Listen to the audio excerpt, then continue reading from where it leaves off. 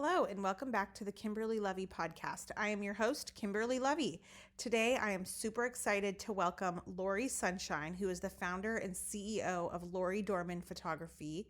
If you guys have not heard of Lori Dorman Photography, this is the gold standard for all things maternity and family photo shoots. She also does newborn photo shoots. She is a female entrepreneur as well as a mother. She works with celebrities, influencers, very high profile clientele, and she kind of explains her journey through dyslexia and overcoming some of her challenges and really leaning into her gut and intuition to almost compensate for where she felt that she was lacking in other areas. Lori is extremely successful. She has built and sold multiple businesses. She's a true inspiration and a joy. And if you guys are interested in any kind of photo shoots for your family, boudoir, for maternity photo shoots, any of those things, newborn, please check out my Instagram and hers, and you'll see her end product. Her team is spectacular. So huge shout out to them. I also wanted to share that this was a really big kind of aspirational goal for me, just to work with this company, because you know when you're on Instagram and you almost think that you're not even worthy, I was kind of like almost intimidated to even reach out to them and work with them. And I'm so glad I did, because let me tell you, wow, the photos we got are just iconic and are so precious to our family. So I just wanted to thank Lori again and her team, who they are just the best team to work with, and they make you feel so comfortable, so professional, and I just love you guys. So thank you all, everyone that kind of helped support our maternity photo shoot, and we love you guys again and appreciate all of you so much. So with that, Lori Sunshine, welcome to the podcast.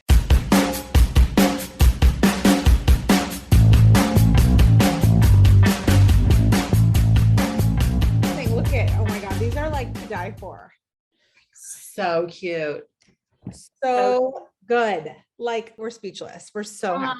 Oh, so good. So good. Well, I have to tell you, we have art all over our house and no family photos. And I'm like, okay, yeah. I'm not doing this. I'm not going to do this. Send me the digital and then I'll get to printing it out. I'm like, just send me everything. So all I have to do is put it up on the wall.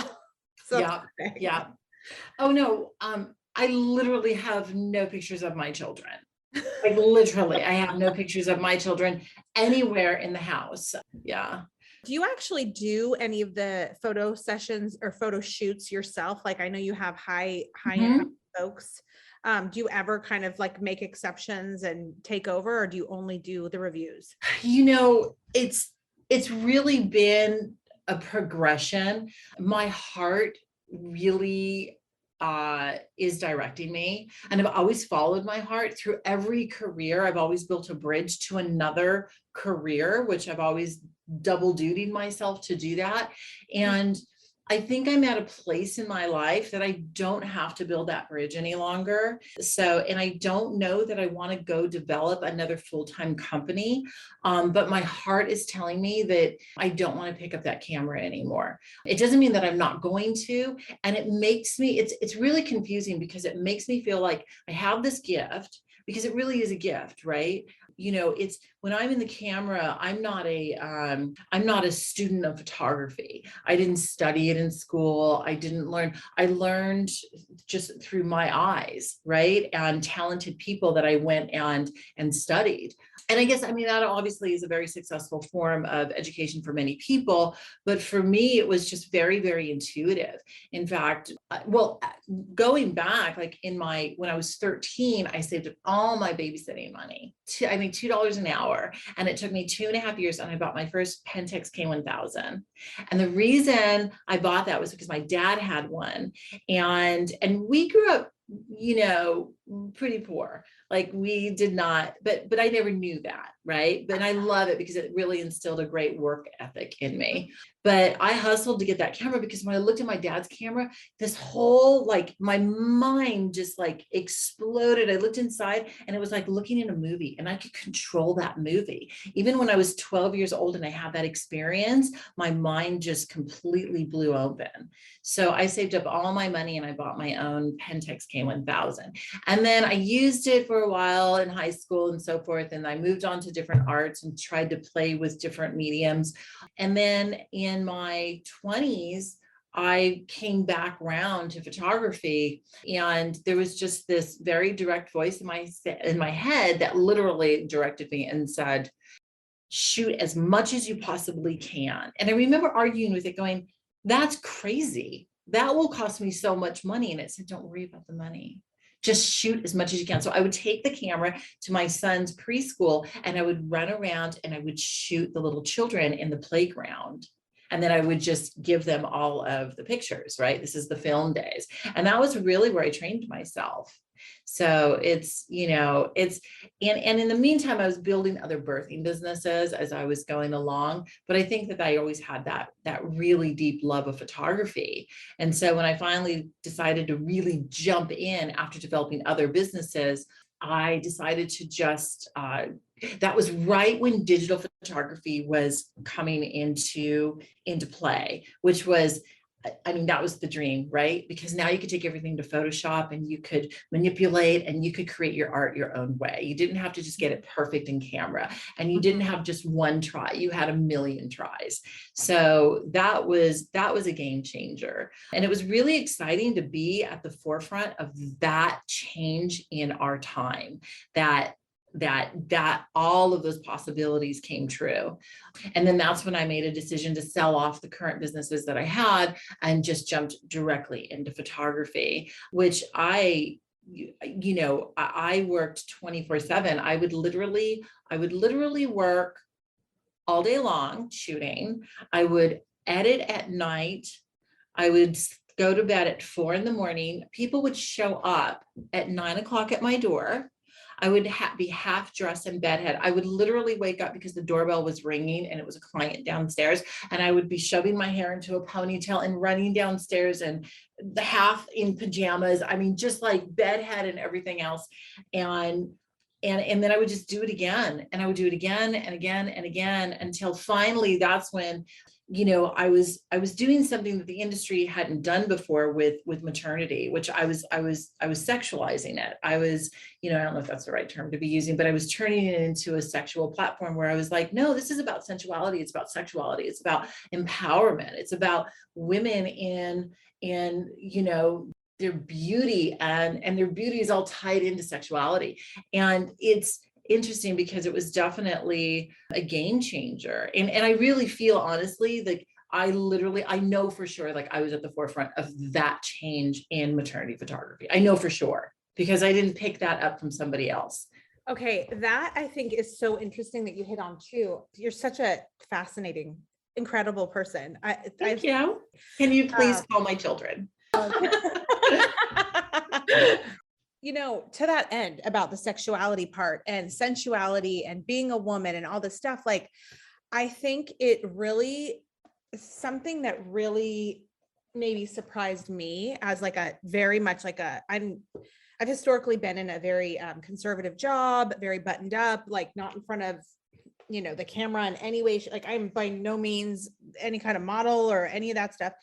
And being at your studio, the fact that I was able to go into that studio and feel so empowered and feminine, it really captures the experience that I do feel naturally that I think so many women are lacking in their maternity experience, because the most common thing you always hear about women when they're pregnant and kind of in general is like, a lot of women struggle with their body image. And then here they come to the most beautiful, important, spiritual time in their lives. Yes. And they are worried about that they don't look good and that they've gained too much weight. And I'm like, that is terrible. Like that touches my soul. It's the most time as a woman that you're creating life, and the fact that you're not embracing your body and you feel so down, it's like soul crushing to me that these women feel this way, And so the fact that I was able to kind of like feel like bizarre. I love it. Which is like very far outside of my comfort zone, but the atmosphere that your team creates is just, I mean, I was able to lay there naked and just feel totally comfortable, Celebrated. They make celebrated. you feel celebrated. I've shot with Ew. them. I've had them shoot me in my own boudoir, and I felt celebrated as I was shooting. There was not, there, because of the confidence that they surrounded me with, there was never a moment that I lost my confidence, which going into it, of course, everybody is terrified. You're thinking, oh my God, I'm going to feel so awkward. I'm not, you know, and it's like, once you get there and everyone's been so well versed in how to work within the energy of it and how to really, and no one's trying to do this, by the way. There's no, we didn't create a formula to pull. This is just genuine people coming together, working together within the context of that energy and knowing what makes other people feel good. So it's, to that end, I guess I was going to ask you more about how you did create that comfortable, safe space, because I can tell you also, knowing, like, after I'd been there, I realized that, oh, even the editors are female. And then I saw your Christmas photo and it was all female. And I went, yes, I personally feel much more at ease because I don't feel like, oh my gosh, I'm worried. What if some guy's looking at my picture right, or something? right. And it just felt very safe. But I guess so I would say one thing that struck me was that it's all females in your company. That's one thing. It is. And then as far as creating that energy, is it through hiring? Is it through, like, what do you do to facilitate that as the boss? Like, how has this magical experience unfolded? It unfolded in the best way that it could. It did it naturally, because, you know, it's right. Whenever you have somebody at the helm of the ship who's running a passionate company and they're in their desire, right? They're not creating something because they need something. They're creating something because they're desiring something. And those have two different outcomes, right? When you need something, not everything just kind of flows and shows up for your experience. But when you're in your desire and you're desiring something, people get attracted to that, the right people, right? I'm just this big tuning fork and I'm pulling in people to match me that'll duplicate that experience because people want to be around that, right? Mm-hmm. So, and you see that in many companies, you know, I mean, great companies in the universe that have great leaders, have great companies. I had this epiphany. It was like 20 years ago. It was a very spiritual moment for me where I was thinking about this street that I lived on where the studio is. And I was thinking about all the old neighbors and how when I moved there, it was a very conservative neighborhood. And I was this young single girl that moved in there. And I was attractive and I was in my 30s. And to them, I was intimidating. Right? To me, when I looked at myself, I was insecure just like anybody else. But to them, I was intimidating. So they didn't treat me very kindly. Right? So the experience I wanted when I moved there was just to have this incredible street where my kids just run around and, you know, all this love and these neighbors and bringing cookies back and forth. And that didn't happen. So one by one, the neighbors that lived near me all ended up selling their homes and moving out of state, basically. And as each one moved, somebody would move into that place that was maybe like, you know, a cinema photographer, a hairdresser, a chiropractor, a musician, literally they had all these desirable, passionate careers, right? They loved what they did. And it occurred to me one day, well, I loved what I did, right? Loved it, lived for it, breathed my artistry, right? And I felt like, did I attract these people into these homes? Because what a powerful point of attraction, right? And pretty soon I was looking around and every person, I was counting, every person that lived around me was loving their work, right? And all of a sudden the street was this powerful force. It was the place I wanted to be when I got there, right? So I started to think, wow, what if I had a company that every person in their company, every person loved their job? What kind of company would that develop? How would that function? What does that look like? Right? So that was when I made the commitment that every person I hired, I would only hire them if they loved what they did. So if you're an editor, you have to love your editing. If you're an assistant, you have to love assisting. If you're a photographer, you have to eat, drink, live photography. And I believed, because I made a commitment to that, energetically, I grew that, right? Totally. And it didn't, listen, it's I made it sound like butterflies and unicorns, and it's not. I mean, there was literally one point I had a group of people attracted into the company that turned things very sour. And I had to look at that and say, wow, that is not the energy that we need into this company. And we kind of had to clean house and kind of had to rebuild again, right? Because I had to go back to that commitment. You just get off track. But right now, I have, hands down, positively, the most committed, energetic, positive group of women that have ever worked within the company. Like, hands down. I feel that. I felt that Yeah. immediately. And I mean, for me to say I felt totally at ease, like doing, this kind of thing. This is, and look at you. I mean, gorgeous. for me to feel comfortable and stuff, like, I'm telling you, it says a lot, because this is not my natural habitat. Give me a spreadsheet, I can knock that out, right? But you're gonna try and get me naked. Yeah, give me a spreadsheet and let me put an ice pick in my head. But it's so interesting speaking with you, Lori, because you're really the only person that I think I've met that's like a CEO, a true entrepreneur that aligns with kind of my thinking. And when I hear you say it, I'm like, oh my gosh, this is exactly, it's weird, because I totally speak your language, and it's so rare that I've seen a CEO, a female entrepreneur, truly lead with her intuition, her heart, and spirituality first. And you do it in a way that is just unwavering. Like the way you were speaking at the beginning about, what, my heart is not telling me to pick up the camera or whatever. I'm like, oh my God.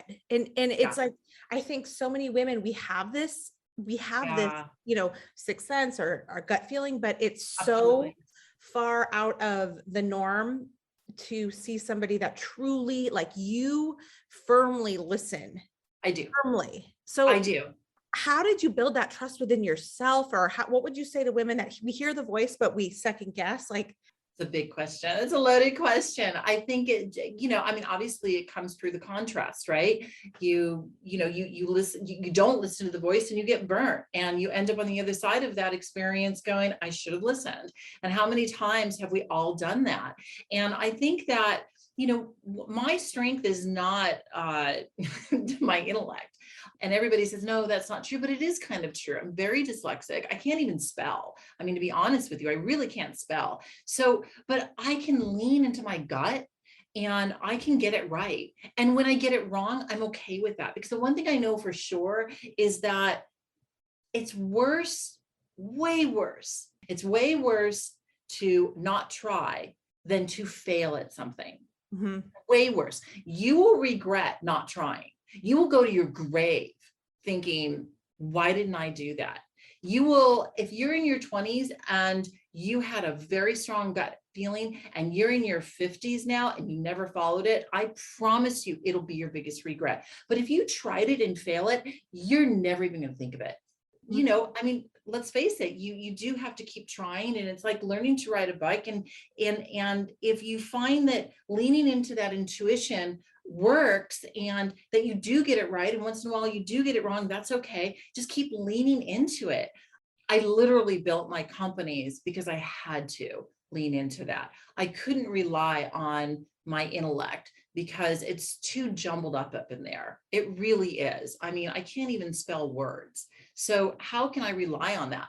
But I can intuitively see how things belong together. I can intuitively understand how things get attracted in. I can understand intuitively, almost like a mathematical equation, how the outcome will be produced if I throw my belief into that. And I know the most important rule to this is that once you put something out there and you're calling it forward to you with your desire, not you want something or you need something, but that you have that just pure desire because it's fun, end of story, it's going to feel good, right? End of story. That's why you're doing it. That's why we do everything. It's because we think we're going to feel good in doing it. Okay. So the moment that you do that, and then the moment you go, yeah, but you just took a big rock and threw it at that thing coming towards you, and you knocked it off its rails. And then you got to go back and do it again. So I try really hard to not derail my desire. I try to know that all things are possible, that even if they seem impossible, that they are possible. And I have, in through my life, I think also the moment that you begin to open that little secret door and look behind door number 2, I think what happens is you start seeing the coincidences. You start seeing the universe collaborate with you. You start seeing how that gut reaction that you had, it was right. You should have just followed it right away. So you start to trust. And I honestly can tell you, there are so many decisions in my life still that, I get into that gut feeling and I wobble. I go, okay, I'm wobbling right now. So I need to back off because I don't have clarity. And the worst emotion you can have is not having clarity, is that confusion, right? So that means you just need to back out, just back out of that.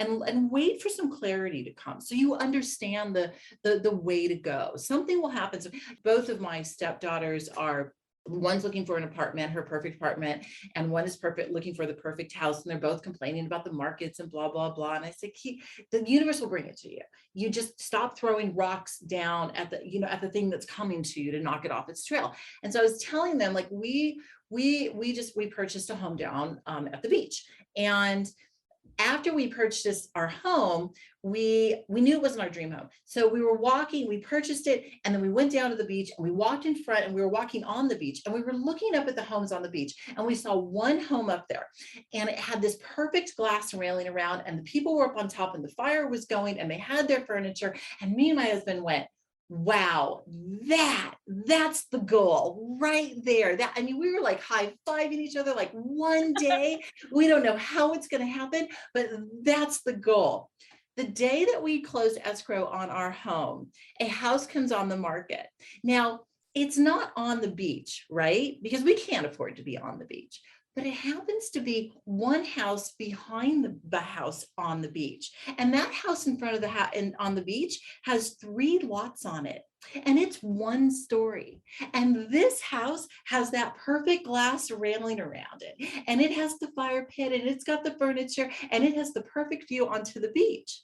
So we jumped the other house and we bought that house, obviously. And the moral of the story is that if you're in that place of just really strong desire, and you're not going, God, we didn't say on the beach, oh, I doubt we'll ever be able to afford that. The universe just found a very creative way to deliver exactly what we wanted, right? At the price that we could afford.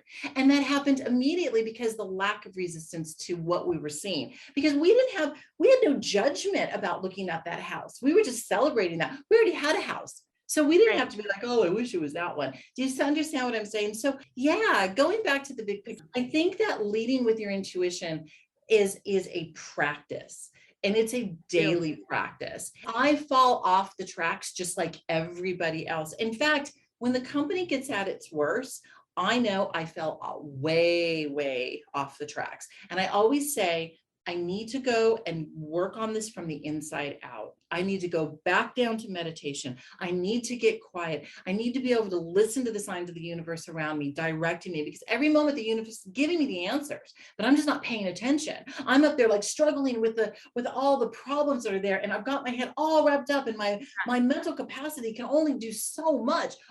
These are computers up here. They can only do so much. You cannot fix some of these problems on your own. But if you can let that go, and you can just say, I give it over. Like, I myself cannot fix this, but I know that there's a enormous energy around me that can. And every time I've practiced that, something has been a coincidence. It's come into play. It's fixed the issue, and the issue is gone. That's it. Oh my gosh. It is so incredible listening to you, because I love how you say that it's also a practice, because it is a practice. It is a practice. And you talked about uncertainty too, because it's hard when you're trying to lean into your gut and you're hearing a voice or you have an intuition about something. But see, when that happens, it's nonsensical. It's not logical necessarily. Yes. So it's confusing. So it's easy to second guess it, right? Because it doesn't make sense. Yes. Some of these are true life, I mean, real, like tangible decisions. Yeah. We're not talking about yoga. We're talking about, paying Yes. bills and all Yes. that stuff. So But there's real consequences of these decisions. there's real consequences. But here's the thing. When you go with that heart decision and you say, okay, I'm going to honor this feeling, right? And you do it anyways, and you give up the money or you give up the home or whatever it is, guess what? The reason you're having that is because there is something behind door number 3. It is. And it's trying to make its way in, but you're blocking it. And the reason that you're having that feeling of like, I don't know, this is crazy. Why don't I want to make $1 million a year or 500 or whatever it is because it won't bring you any joy. Because door number 3 has something amazing in it that's like trying to get into your experience. Yes. And you're the one that called it in. At one point, you called door number 3 in, and now it's manifested and it's sitting there waiting to come into play. So you've got to have the courage to follow your heart. When we were going back to the house hunting, which I think that this is fascinating, we looked 2 years in Pasadena, found this beautiful home in Pasadena. And on the last walkthrough, we'd waited 2 years. And on the last walkthrough, my heart just tanked. And I was like, what is happening in my head? Like, this can't be happening. No, I need to love this house. This is perfect. This has everything I ever dreamed for myself, right? I drove by the house that night and my heart just went boom. We had to give them an answer by 10 o'clock the next day. And my husband came in and he knew that I was a little bit of a wobble and he was like, oh no, we're not doing wobble here. We're doing for sure. You're so excited you can't stand it, right? And he comes in the room and I told him, I said, I drove by the house and my heart sank. And he goes, that's it. We're done. We're never going against your heart. He's like, we're done. We're out. And I'm like, no, but my head's telling me that this is a perfect house. He's like, no. So if you understand the reason that I'm going to have a view of the ocean, something I never even imagined was possible.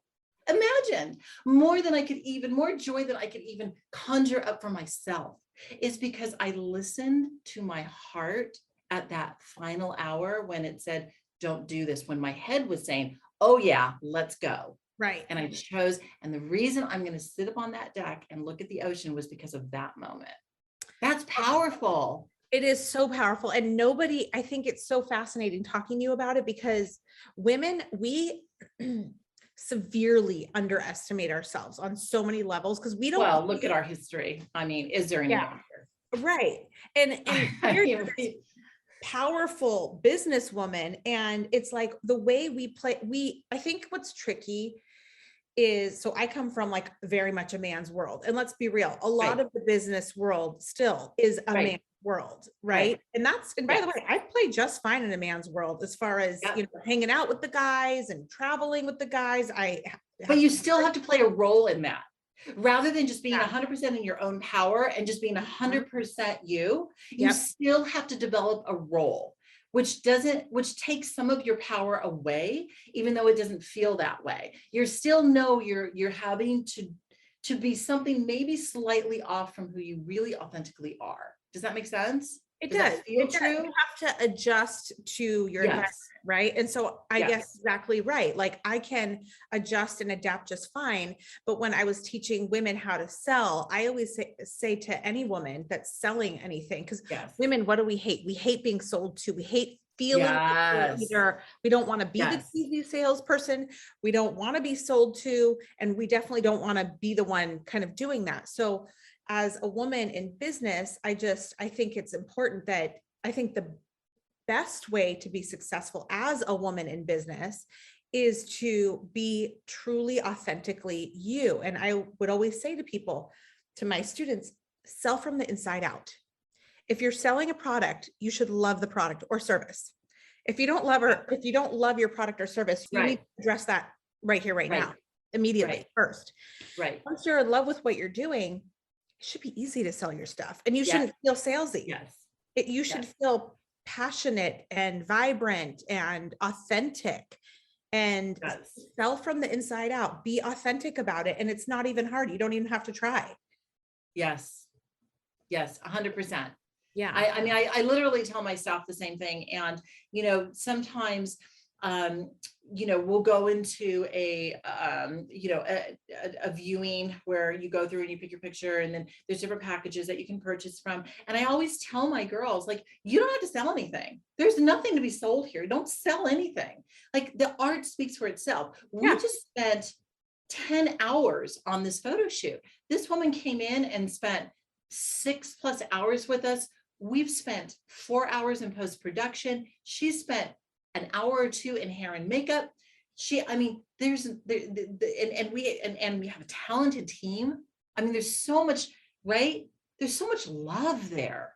I mean, it's just like, what the result is, right? And that's the accumulation of all of that time and effort, is that beautiful art. Like, there's nothing to sell.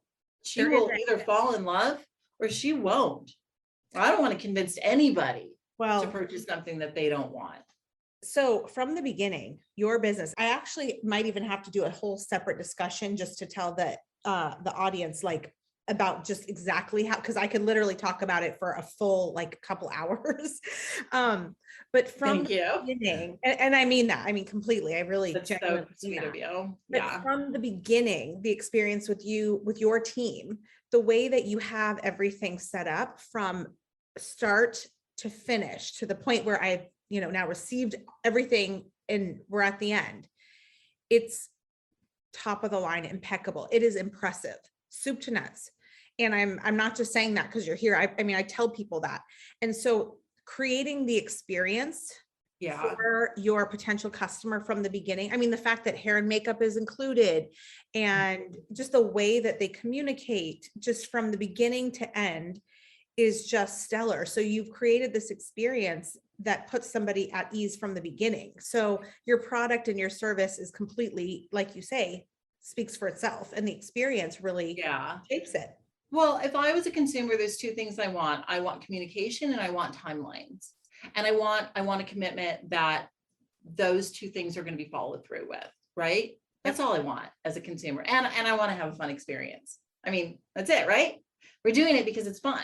We're doing it because you feel good in doing this and having this, right? That's really at the end of the day, that's why we do this. So I think that part's easily accomplished. It's taken many years to workflow the other parts of the business to make sure that communication is king, and that it's always on track with the clients at every step of the way. And that we follow through with our timelines and our commitments to deliver the product when we say we're going to. That's constant management. Again, we have an amazing team. So, and we have different levels of management. We have a general manager, and then we have the central managers. And then of course there's me. And I think, because we have a little bit of even in a boutique business, we do have a little bit of management structure there. It helps to keep things flowing and moving. I've been down the roads where things aren't all tidy like that too. And it's a nightmare.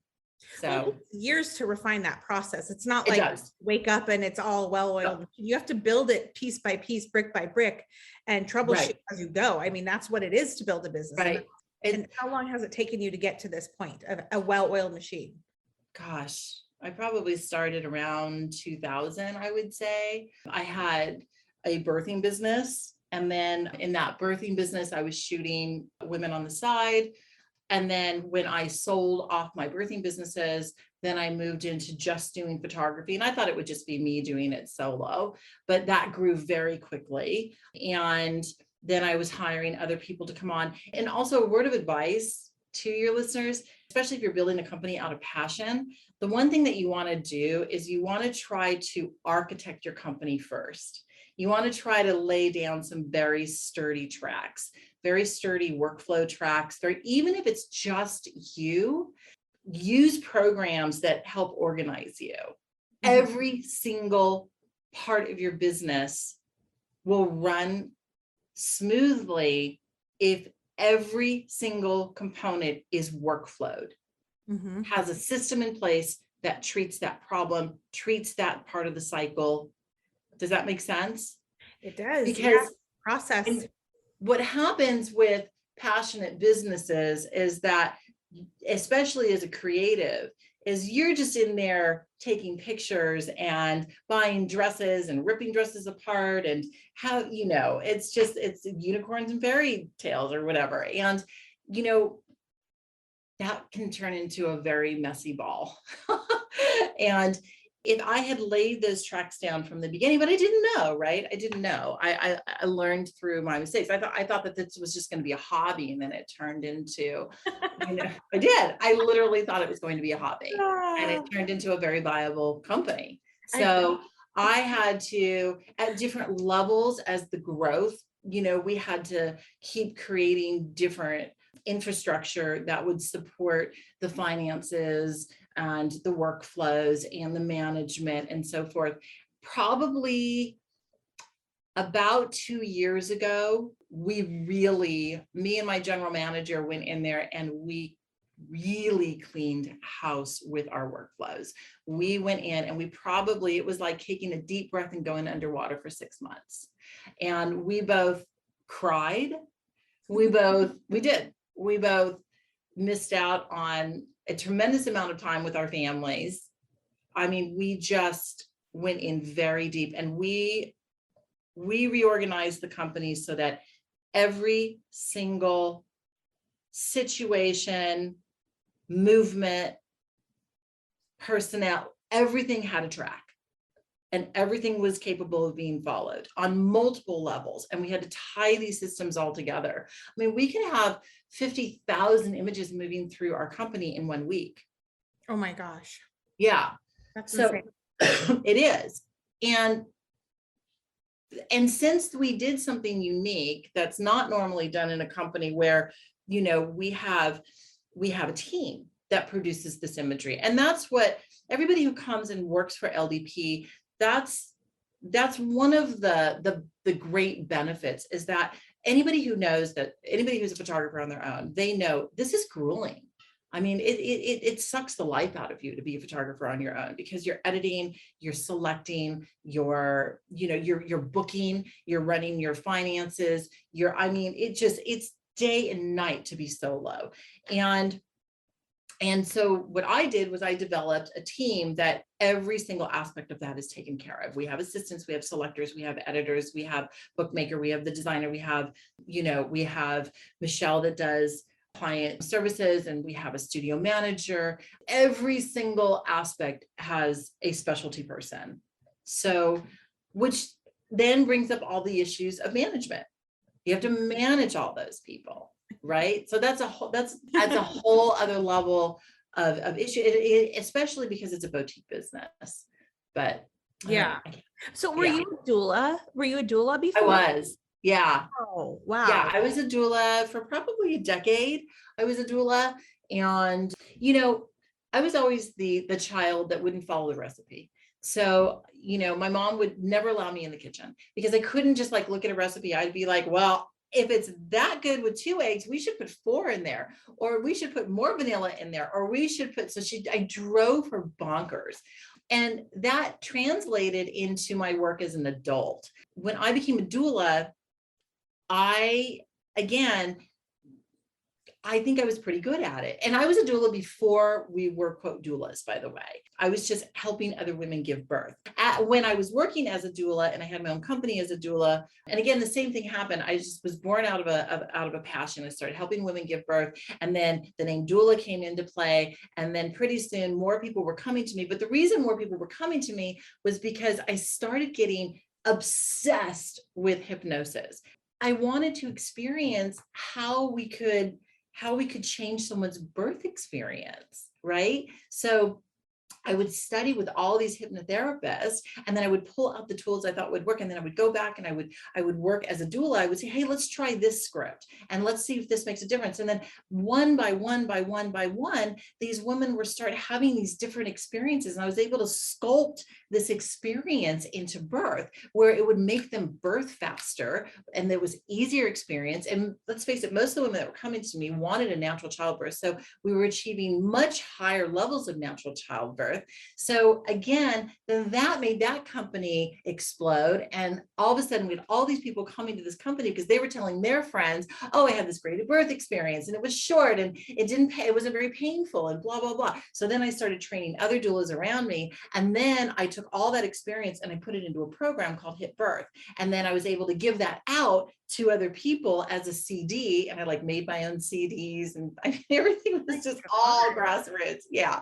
So I literally developed this company called Hit Birth in the birth connection. And there just became a moment that I said, no more, I'm done.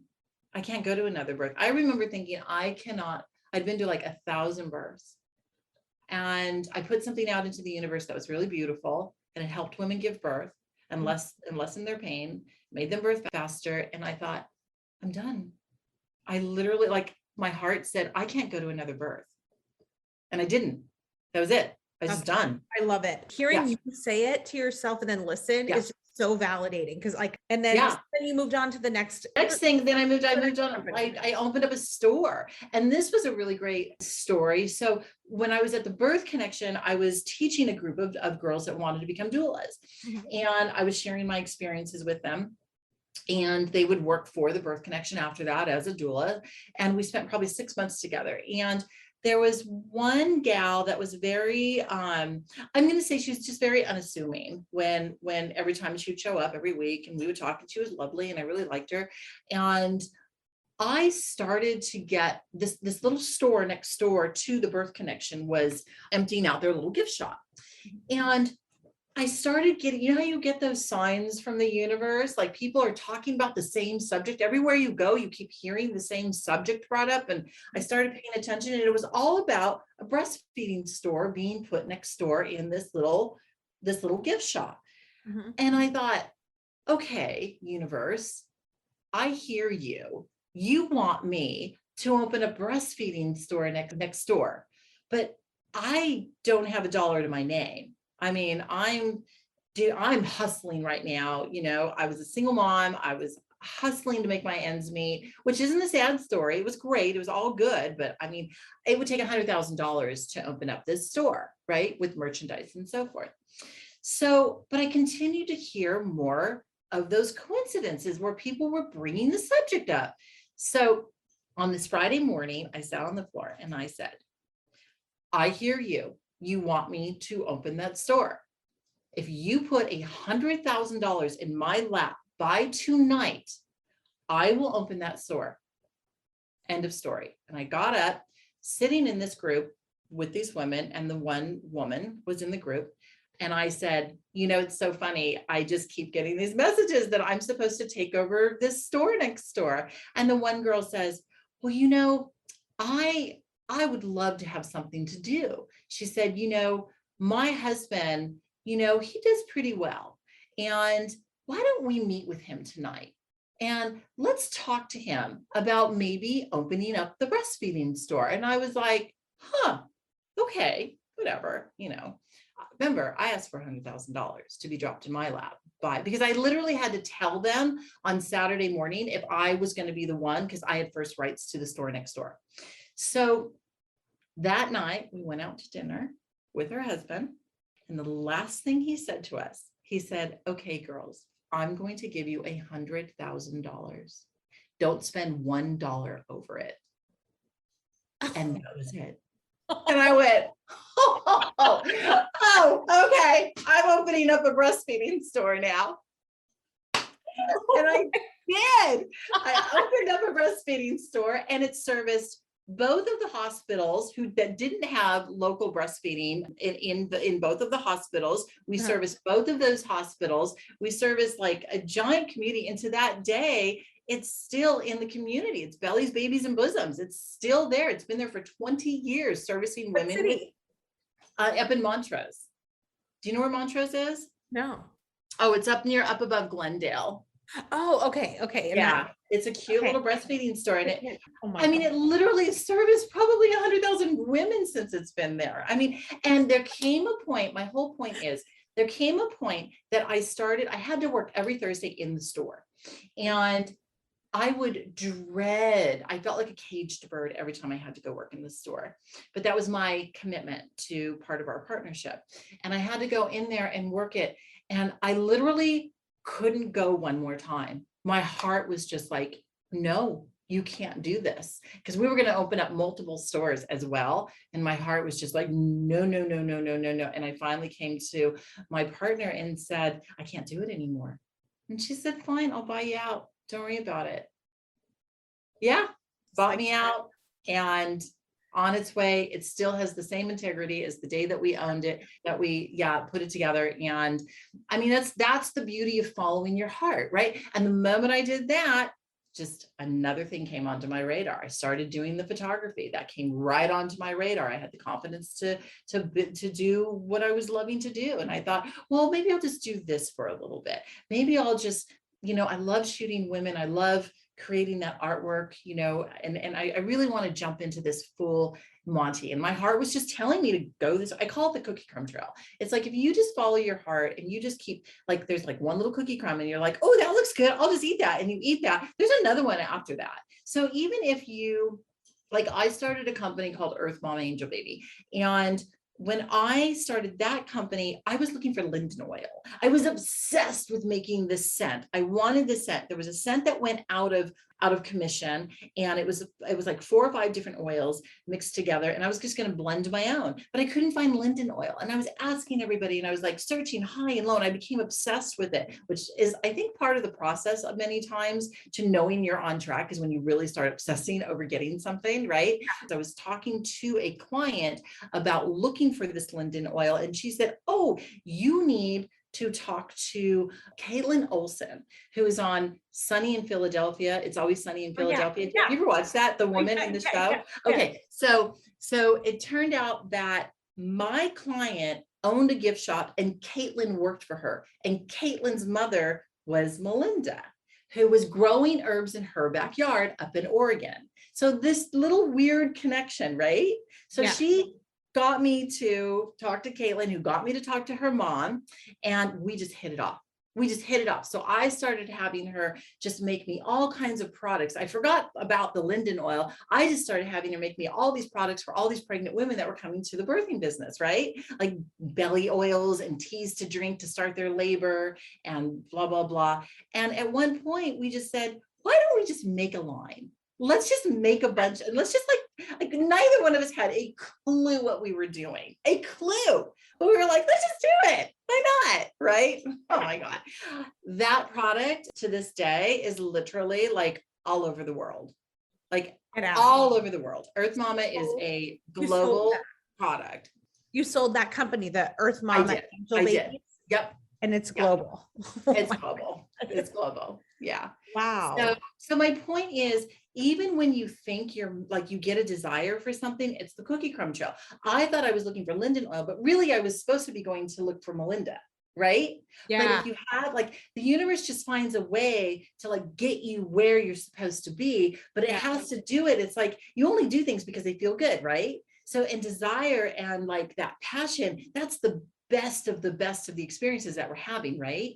That's even better than the actual manifestation, is that like you get up and you're just like, let's go, let's do this, the best idea, right? And you get your fingers into the clay and you start molding it, and like you're just on a high. You can get manic over that experience. Oh yeah, no, you totally right? But eventually, like, then it takes a little turn, and then something else is like that's connected to that is right there, and then something else is connected, and pretty soon you're right where you're supposed to be.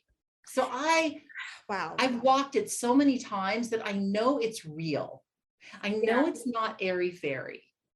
I think what's hard, going back to what you were saying, was I think sometimes when you don't have the clarity or it takes time to unfold, it's just living in that blind faith of just going with your gut, like what feels good. And like you said about the pit in your stomach. And by the way, I love that your husband totally gets you and supports that I do. fully and listens. That is so crazy to me. Like, And what can a I tell you, man. my husband doesn't believe in God, doesn't is a total atheist, Yeah. doesn't but believes in science. He's an aerospace guy. And then I show up in his life. But Boom. he leans Right? into it. How crazy. Like, Yeah. there's something so magical about that relationship between you guys that he Yeah. trusts your gut the way you trust your gut and he leans into it with you. Oh, he does 100,000,000%. That's He so, walked away from our home because I wouldn't walk away because my head was telling me to go for it. And he yeah, walked away because he heard that my heart said no. I love it. I Yeah. really feel that that is the way though with everything. Like I don't chase things anymore as much. I'm more Yeah. into be authentic and put out your best energy. The easiest way to manifest is to come in your authentic self, be at your highest vibration, Yeah. be in love with your life. Don't need something to make you happy. You're Yes. just experiencing it because you already are happy. Yes. So you're attracting that thing as a tuning fork. We're like tuning forks. That's what we are. We hit a vibration and then we just attract, we're just a big mirror around us. And then we're attracting those things into our life, right? So, when you really want to manifest your highest good, I love to be surprised by the universe. Like, isn't that the most delicious experience when you get a rooftop that is going to look at the ocean and you didn't even put that into your bucket of dreams, like, because you didn't even think it was possible until you walked past that house that you're like, yeah, it's in the future, but we're going to get that one day. And boom, no resistance. There was no resistance there. Surprise. On the opposite side of that spectrum, I struggle all the time. I mean, I get into confusion. I get into worry. And then I worry that I'm worrying. I literally worry that I'm worrying because I'm going to manifest that. Like, why am I worried about that subject? Right. It's not even real. And I'm worrying about it. And now I'm putting energy out. I'm going to draw that right in. Stop it. Stop. Well, and to that end, I think like for me, I try and be aware of when I'm anxious or not in my highest energy or whatever. And I try and get back, I'll withdraw from the world and then say, okay, I need to go back into let's exercise. And I try and readjust my energy so that I can go up better. So sometimes I'll like go dark. Yeah. Yes. Yes. Absolutely. 100%. That's what I'm saying. Like when I see I'm spending what's happening is I'm not paying attention to what's really happening energetically. And the business looks like it's a big problem right now. But really what's happening is I'm so entrenched. I manifested something and now I'm managing the problems of that manifestation, right? And now I'm so entrenched in it, I'm pretzeled up and I forgot, I need to come back and go inside. Yep. I need to fix the problem from the inside out. Just get quiet, move away from it, and let the universe kind of unravel this. And the problem solvers will show up and the different situations that you didn't expect will be there. And this thing will go away kind of on its own. I mean, I genuinely believe for the most part, that's kind of how it works. And I mean, I can't claim to know how any of this thing that we're in is working. But I feel like that I've had enough experience and I've exercised enough with it that I know it's tangible and real. It's real. Yeah. Like I cannot deny that for myself. And I think that the component to making it operate is belief. And to the extent that you are having resistance, I'm always telling everybody, like, if you put a dream together and you have all this desire, don't throw a rock at it as it's coming towards you and throw it off its track. We do it all the time. We sabotage it all the time. Oh, I can't really afford that. The universe is got your back. So, okay, going back to your dyslexia, you thought that you were stupid your whole life. Oh, I did. And terribly stupid. Talk about that because I think a lot of people you're clearly brilliant, right? So, and successful. Tell my husband that. Yeah, he knows. That's why he married you, and why he trusts your gut. So can you just share a little bit about what that's like for you? Because I also believe that there's all different kinds of geniuses. I just think that for some people, they don't have the conventional, smart attributes. And so what was that struggle like for you? And how did you end up uncovering that you're actually not stupid at all? Um, so when I was in school, my first years of really being cognizant of struggling were probably around fifth and sixth grade, where I really struggled to try to memorize words. There weren't any of these labels of learning disabilities and dyslexia and things like that. I hung out with, plenty of friends that were intelligent, and they seemed to breeze through those assignments. And I seemed to have to work extremely hard at them. But I never questioned it, right? I never questioned that there could be a learning disorder or that there, what have you. And so by the time I got into high school, what I became was an excellent cheater. That's what I became. And that was just born out of necessity because I couldn't memorize things. And so I would have everything written on my hand, and I would have everything written and tucked into different places. And I had a way that I could look onto somebody's other desk and I could get their answers. And I literally was able to cruise through as a good C student by doing those techniques, whether it was math or spelling. I mean, put me in an art class, of course, and I would be at the top of the class, but any of these other classes, and it really affected my self-esteem. And I thought that I wasn't smart enough to go to college. So that's why I picked art school. I didn't pick art school because I thought I was an artist. I picked art school because I thought I wasn't smart enough to go to college.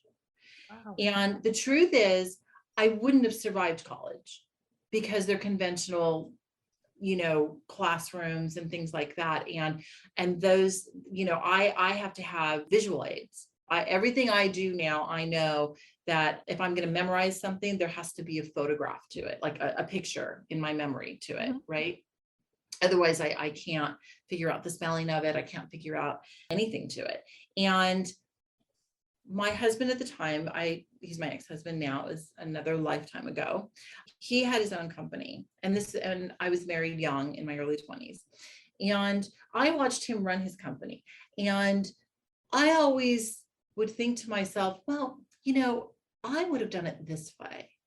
Oh, I see what you're doing, but I would have done it this way. Oh, I see what you're doing. And I could see the energetic outcomes. And I thought to myself at one point, you're supposed to be this really highly intellectual human being, but I kind of feel like I'm smarter than you. And I don't really understand that. But I could do what you're doing. And as long as I have resources around me, so I kind of gave up trying to do things on my own. And then whenever I had to do things that were complicated, and this was basically after we split, I didn't have an education. I didn't have a career to go to. And so I made a decision that I would just figure it out, and I would just do something I loved. And that if he could build that big company, I could build one too. That I was smart enough to do that because I was at least as smart as him. And maybe, I couldn't spell, and I started to figure, that was about the time. So it was probably my late 20s, early 30s that I started to realize that actually I was really smart. And that I just needed to be very clever, like the way I cheated in school. That was being resourceful. I was smart. I was being resourceful. I just needed to be resourceful. I just needed to have other people do things for me, and get smart people around me, and get smart about things, like read about stuff and try to educate myself to understand the function of something. Maybe I didn't have to completely do it myself. And that I learned best with hands-on. So if I wanted to learn photography, I just needed to call up another photographer and say, hey, can I hire you to spend the day with you? Because that's how I learned. And I was a sponge. I'm very smart. I will soak up everything that person's doing in a 24-hour period, and I can apply it. And then in the midst of that, I'd be coming up, my head is imploding with other ideas, right? And I think that everybody, has ideas, right? But you just don't have the confidence to execute them. And you're looking around your environments. And I think it was good that I was isolated and kind of alone and kind of single mom, because I wasn't comparing myself to the other smart people in the room, right? I was like, I have to make this work. So let's just figure it out. And I think just through the years, And then eventually I was tested, and that gave me some confirmation that I was dyslexic. And that kind of really helped me to understand that as well, that this was a real thing. And, I think it would have been fine even if I wouldn't have officially known, but I still forged my way through it. And I learned that what we talked about earlier, that, I would rather fail than not try. And I have failed at things, and I don't think about those things, but I do think about the things that I had opportunity for and I didn't try. Those kill me. So thank you. It's been fun. So much. I absolutely just adore you as a person, and I revere your company as well. And thank you so much again for all your time and your energy. And I just love you. Thank you. We love you too. All right, that is it for today. Now, as you know, some of our best conversations actually happen after the show. So I want you to find me on Instagram at Kimberly Levy and let me know your thoughts about today's show. You can screenshot this episode and let us know what your biggest takeaway was and tag me at Kimberly Levy, and we can share it on our stories. I will see you again, same time, same place next week.